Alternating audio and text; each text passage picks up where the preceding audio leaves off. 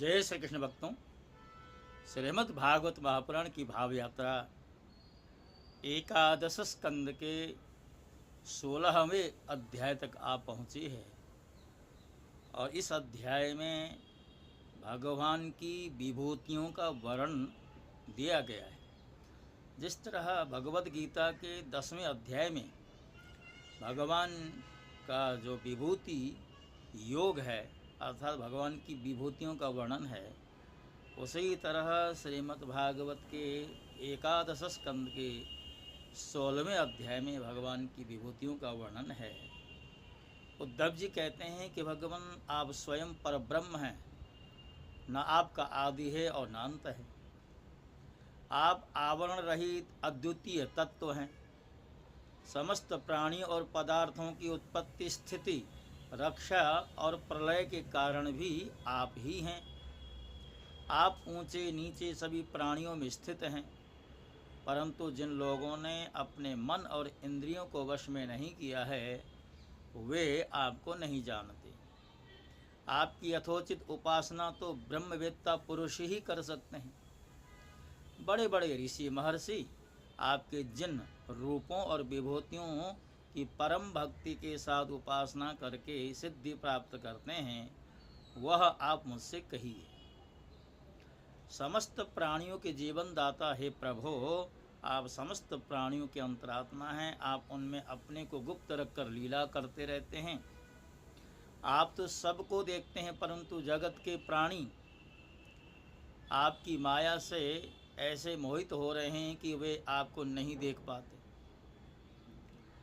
अचिंत्य ऐश्वर्य संपन्न हे प्रभो, पृथ्वी, स्वर्ग, पाताल तथा दिशा विदिशाओं में आपके प्रभाव से युक्त जो भी विभूतियाँ हैं, आप कृपा करके मुझसे उनका वर्णन करें।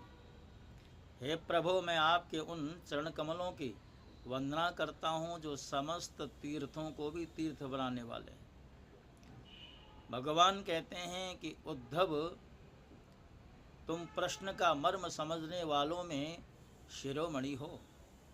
जिस समय कुरुक्षेत्र में कौरव पांडवों का युद्ध छिड़ा हुआ था, उस समय शत्रुओं से युद्ध के लिए तत्पर अर्जुन ने मुझसे यही प्रश्न किया था। अर्जुन के मन में ऐसी धारणा हुई थी कि कुटुंबियों को मारना और सो भी राज्य के लिए बहुत ही निंदनीय अधर्म है।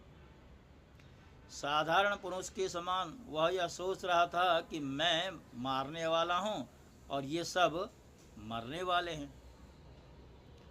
यह सोचकर वह युद्ध से उपरत हो गया था। तब मैंने रणभूमि में बहुत सी युक्तियाँ देकर वीर शिरोमणि अर्जुन को समझाया था। उस समय अर्जुन ने भी मुझसे यही प्रश्न किया था जो तुम कर रहे हो। अर्थात जैसा कि हमने आरंभ में चर्चा की कि गीता जी का जो 10वां अध्याय वह भी भगवान की विभूतियों का वर्णन करने वाला है। तो यहाँ पर वही बात भगवान दोहरा रहे हैं और कह रहे हैं, हे उद्धव, मैं समस्त प्राणियों का आत्मा, हितैषी, सुहृद और ईश्वर अर्थात नियामक हूँ। मैं ही इन समस्त प्राणी और पदार्थों के रूप में हूँ और इनकी उत्पत्ति, स्थिति एवं प्रलय का कारण भी हूँ।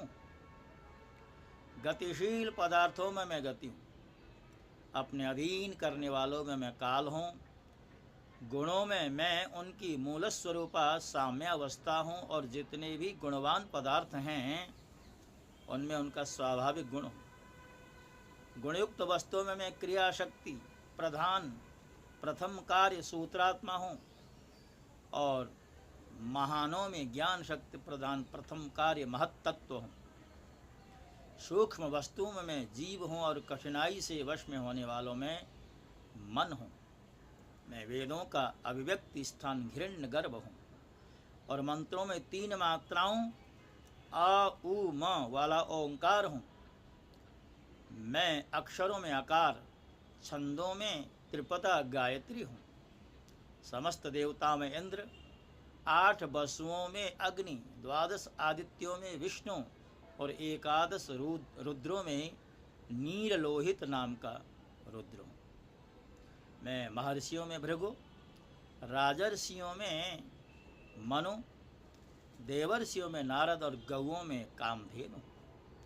मैं सिद्धेश्वरों में कपिल, पक्षियों में गरुड़, प्रजापतियों में दक्ष प्रजापति और पितरों में अर्यमा हूँ।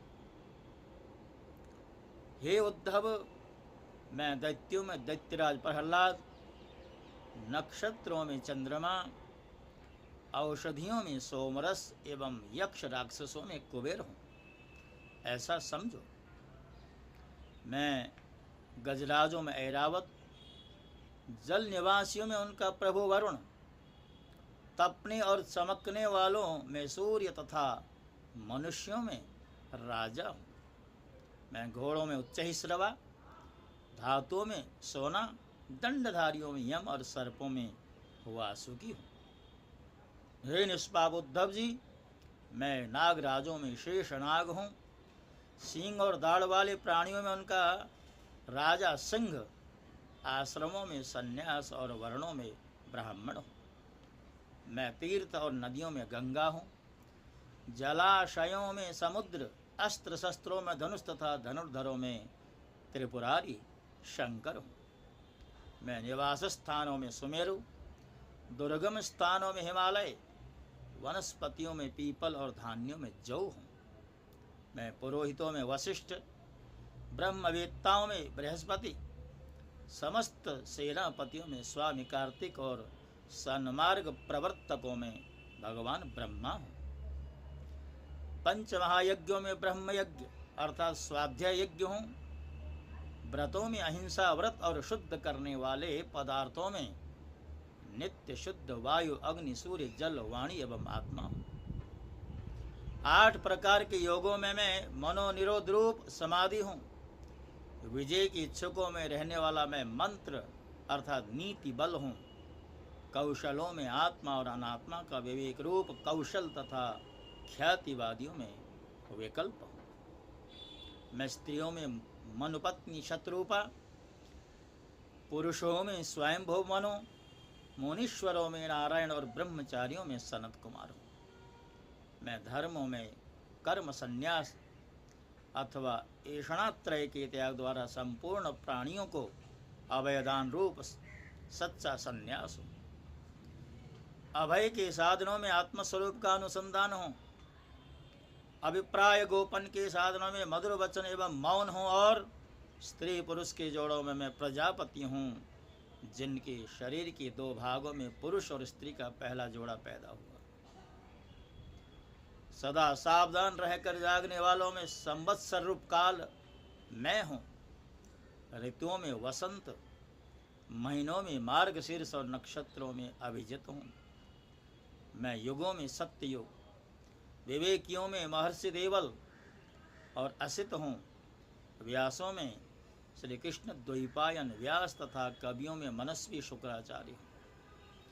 सृष्टि की उत्पत्ति और लय, प्राणियों के जन्म और मृत्यु तथा विद्या और अविद्या के जानने वाले भगवानों में विशिष्ट महापुरुषों में मैं वासुदेव हूँ। मेरे प्रेमी भक्तों में तुम अर्थात उद्धव, किम पुरुषों में हनुमान, विद्याधरों में सुदर्शन, जिसने अजगर के रूप में नंद बाबा को ग्रस लिया था और फिर भगवान के पादस्पर्श से मुक्त हो गया था, वह मैं ही हूँ। रत्नों में पद्मराग, सुंदर वस्तुओं में कमल की कली, तृणों में कुश और हविष्यों में गाय का घी हूँ। मैं व्यापारियों में रहने वाली लक्ष्मी, छल कपट करने वालों में दूत क्रीड़ा, तितिक्षुओं की तितिक्षा अर्थात कष्ट सहिष्णुता हूँ, और सात्विक पुरुषों में रहने वाला सत्वगुण। मैं बलवानों में उत्साह और पराक्रम तथा भगवत भक्तों में भक्तियुक्त निष्काम कर्म हूँ। वैष्णवों की पूज्य वासुदेव, संकर्षण, प्रद्युम्न, अनिरुद्ध, नारायण, हयग्रीव, वाराह, नरसिंह और ब्रह्मा, इन 9 मूर्तियों में मैं पहली एवं श्रेष्ठ मूर्ति वासुदेव हूँ। मैं गंधर्वों में विश्वावसु हूँ और अप्सराओं में ब्रह्मा जी के दरबार की अप्सरा पूर्व चित्ती हूँ। पर्वतों में स्थिरता और पृथ्वी में शुद्ध अभिकारी गंध मैं ही हूँ। मैं जल में रस, तेजस्वियों में परम तेजस्वी अग्नि, सूर्य, चंद्र और तारों में प्रभा तथा आकाश में उसका एकमात्र गुण शब्द हूँ। हे उद्धव जी, मैं ब्राह्मण भक्तों में बलि, वीरों में अर्जुन और प्राणियों में उनकी उत्पत्ति, स्थिति और प्रलय। मैं ही पैरों में चलने की शक्ति, वाणी में बोलने की शक्ति, व पायों में मल त्याग की शक्ति, हाथों में पकड़ने की शक्ति और जननेन्द्रिय में आनंदोपभोग की शक्ति हूँ। त्वचा में स्पर्श की, नेत्रों में दर्शन की, रसना में स्वाद लेने की, कानों में श्रवण की और नासिका में सूंघने की शक्ति मैं ही हूँ। समस्त इंद्रियों की इंद्रिय शक्ति मैं ही हूँ। पृथ्वी, वायु, आकाश, जल, तेज, अहंकार, महत्तत्व, पंच महाभूत, जीव, अव्यक्त प्रकृति, सत्व, रज, तम और उनसे परे रहने वाला ब्रह्म, ये सब मैं ही हूँ। इन तत्वों की गणना लक्षणों के द्वारा उनका ज्ञान तथा तत्व ज्ञान रूप उसका फल भी मैं ही हूँ। मैं ही ईश्वर हूँ, मैं ही जीव हूँ, मैं ही गुण हूँ और मैं ही गुणी हूँ। मैं ही सबका आत्मा हूँ और मैं ही सब कुछ हूँ। मेरे अतिरिक्त और कोई भी पदार्थ कहीं भी नहीं है। यदि मैं गिरने लगूं तो किसी समय परमाणुओं की गणना तो कर सकता हूँ, गिनने लगूं तो किसी समय परमाणुओं की गणना तो कर सकता हूँ, परंतु अपनी विभूतियों की गणना नहीं कर सकता।